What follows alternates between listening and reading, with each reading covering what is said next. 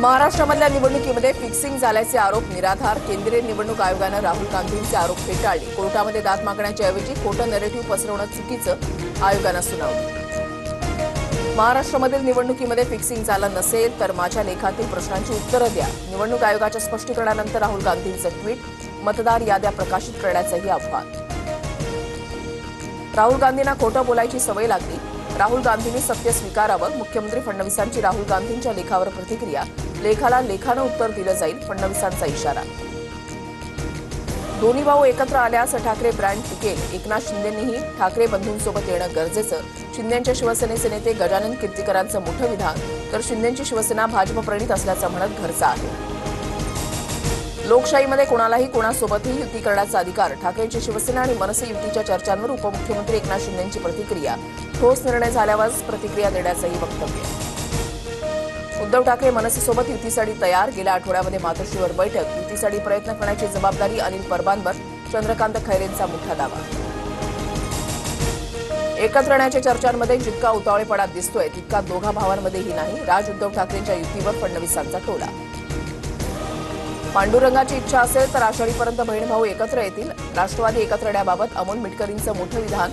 10 तारखेला पक्षाच्या मेळाव्यात मोठे संकेत मिळण्याचं तटकरींचं सुतोवाच. सगळ्यांचा बाप म्हणून भाजपचा मुख्यमंत्री बसलाय. कार्यकर्ता मेळाव्यातून नितेश राणेंचा शिंदेंच्या शिवसेनेला इशारा. धाराशिव डीपीडीसीमधील कामांच्या स्थगितीवर बोलताना नितेश राणेंचा घणाघात. नितेश राणेंनी जपून बोलावं. आपण महायुतीमध्ये आहोत हे विसरू नये. शिवसेनेला दिलेल्या इशाऱ्यावरून निलेश राणेंचा भावाला सल्ला. सभेत बोलणं सोपं, पण यामुळे कोणाचा फायदा होतोय? निलेश राणेंचा सवाल. मिटकरींमध्ये हिंमत असेल तर माझ्या केसाला धक्का लावून दाखवा. ओबीसी नेते लक्ष्मण हाकेंचं आव्हान. अमोल मिटकरींनी झाकणझुल्या आणि वायझेडचा अर्थही सांगण्याचं आवाहन. उद्धव ठाकरेंच्या मुलाची पावसाळ्यामध्ये जेलची वारी होऊ शकते. मंत्री नितेश राणेंचं मोठं वक्तव्य. टिनू मोरियावरील छाप्यावरून नितेश राणेंचा आदित्य ठाकरेंवर निशाणा.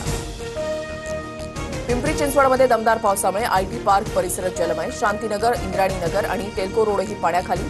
पाण्याच्या निचऱ्याकडे एमआयडीसीनं तातडीनं लक्ष घालावं. सुप्रिया सुळेंचं ट्विट.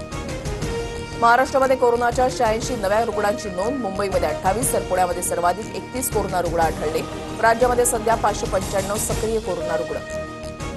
गडचिरोलीमध्ये गोदावरी नदीमध्ये आंघोळीसाठी गेलेल्या 8 तरुणांपैकी 6 तरुण बेपत्ता. 2 तरुणांना बाहेर काढण्यास स्थानिकांना यश. आंघोळीसाठी गेले असताना दुर्घटना. भरतीच्या वेळेला समुद्रातून मार्ग काढणं डंपर चालकाच्या अंगलट. दापोलीच्या हर्णे समुद्र किनाऱ्यावरची घटना. किनाऱ्यावरून गाडी नेताना डंपर थेट खडकावर आदळला. Video viral. 27 जून पासून विठ्ठल रुक्मिणीचं 24 तास दर्शन घेता येणार. ऑनलाईन आणि व्हीआयपी दर्शन पास बंद होणार. आषाढी यात्रेच्या पार्श्वभूमीवर मंदिर समितीचा महत्त्वपूर्ण निर्णय. आज मध्य